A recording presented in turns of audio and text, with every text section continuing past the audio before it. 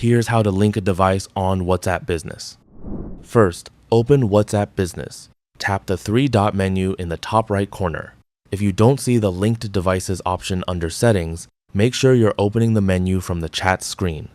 If you're not, get back to the chat page and select the three dots menu. From the menu, select Linked Devices. Then tap Link a Device. If prompted, confirm by tapping OK or Continue, depending on the version of WhatsApp Business you're using.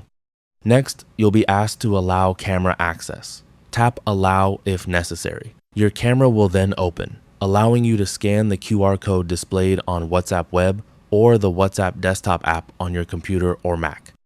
Once the QR code is scanned successfully, your WhatsApp Business account will be linked to that device. You can view your linked devices from the same Linked Devices section and remove any device you no longer want connected. That's all for this video. Thanks.